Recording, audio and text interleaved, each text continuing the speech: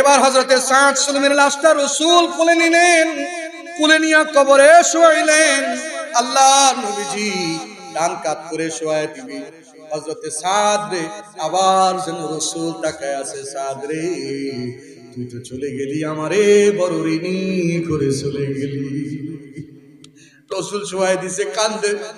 সাহাবীরা তাকায় দেখে আল্লাহর নবীজির চোখের পানি ঝরঝর করে পড়ে, কান্দে। রাহমাতুল লিল আলামিন কান্দে, আল্লাহর নবীজি কাঁদতেছেন।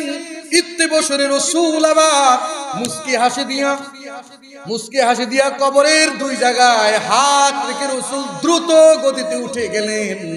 উঠে যাওয়ার পর সাহাবীরা জিগায়, রাসূল কাঁদলেন, শোয়ানোর সময় কাঁদলেন, উঠার সময় মুস্কি হাসি দিয়ে কেন উঠে গেলেন?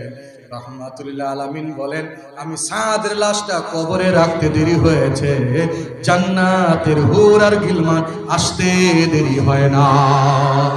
আল্লাহু আকবার, জোরে কর না আল্লাহু আকবার, আর জোরে কর না আল্লাহু আকবার, আর জোরে বলো না আল্লাহু আকবার। সুবহানাকা লা ইলমা লানা ইল্লা মা আল্লামতানা ইন্নাকা আনতাল আলিমুল হাকীম। সকলে দুরূদ শরীফ।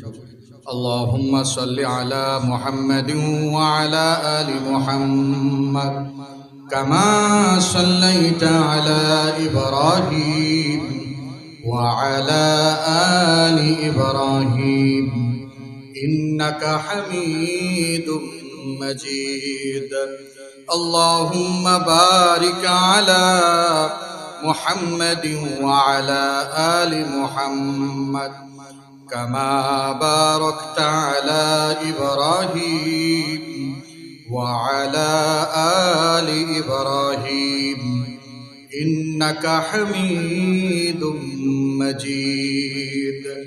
بلغ العلا بكماله كشف الدجى بجماله حسنت جميع خصاله صلوا عليه وآله. জামিয়া ইমদাদুল উলুম করাটিয়া হাফিজিয়া মাদ্রাসা ও এতিমখানার উন্নতিকল্পে আয়োজিত 5 দিন ব্যাপী 42তম ঐতিহাসিক ইসলামী মহাসম্মেলন। আজকের সম্মেলনের সম্মানিত শ্রদ্ধাভাজন সভাপতি, প্রধান অতিথি, বিশেষ অতিথি সহ দিগার হাজরাত